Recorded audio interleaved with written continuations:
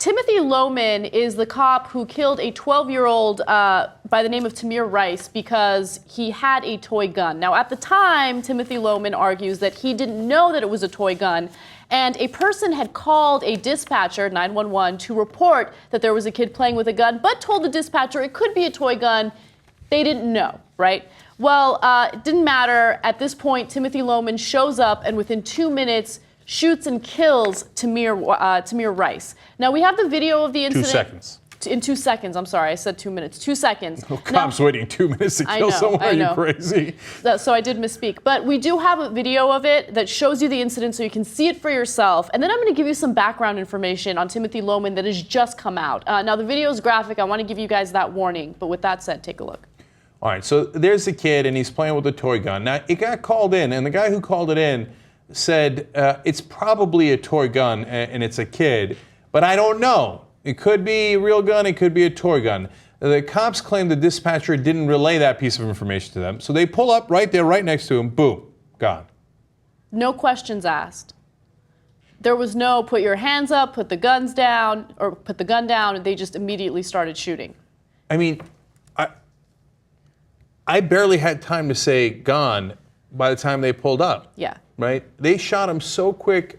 I mean, how could they have possibly seen what he was doing? What kind of, if it was a toy or not a toy? And why are you pulling all the way up there? Why don't, like, hey, if you want to be safe, right? They always say, and this guy, he said it too. He said, I had no choice, right? Here's a choice. You park by the curb, right?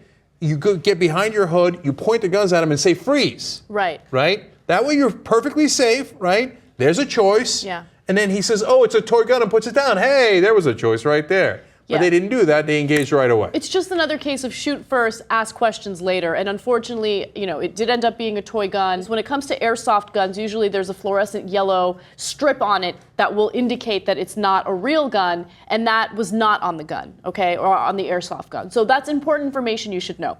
Nonetheless, it turns out that 2 years prior to this incident happening, Timothy Loehmann was target shooting for a different police department, okay? It was the City of Independence Police Department in Independence, Ohio.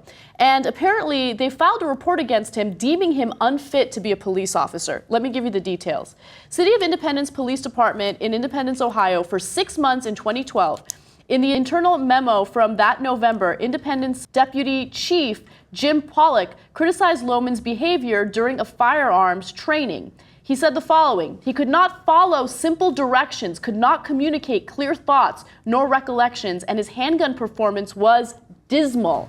He also said, according to the report, Loehmann became distracted and weepy, in part because of an issue with a girlfriend and uncertainty about his future. Polak criticized Loehmann for being not mature enough in his accepting of responsibility or his understanding in the severity of his loss of control on the range, and concluded the report with recommending that Loehmann be released from his position. And I think the last quote here is the one that's most devastating. He said, I do not believe time nor training will be able to change or correct the deficiencies. That's, of course, another way of saying he's hopeless. Okay, he shouldn't be a cop, and they were going to let him go. Mm-hmm. He steps down instead, right away, of course, getting wind of this, right, so that he preserves his chance of being a cop elsewhere. Goes to Cleveland. Now, it's unclear whether Cleveland checked this on his record or asked his previous employer. Mm-hmm. They hire him. And what does he do? He does the exact things that this other cop, by the way, is a good cop, could tell that this guy had issues, right?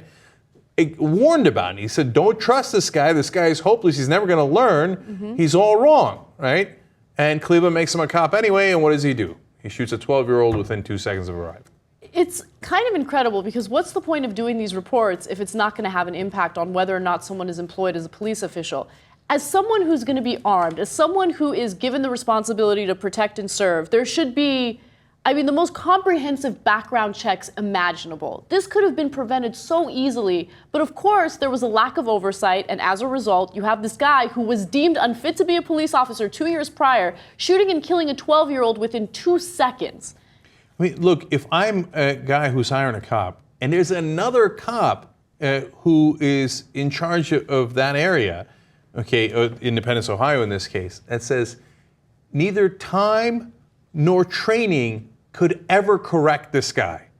I'd say, whoa, wow, this guy must be terrible, right? Imagine if I got that, and I mean, cops deal with life and death all the time. If I got that note about anyone, an editor, a graphics guy, and somebody said neither time nor training will ever fix how bad this guy is, of course I wouldn't hire him. Of course I wouldn't, right? But cop? Yeah, come on in.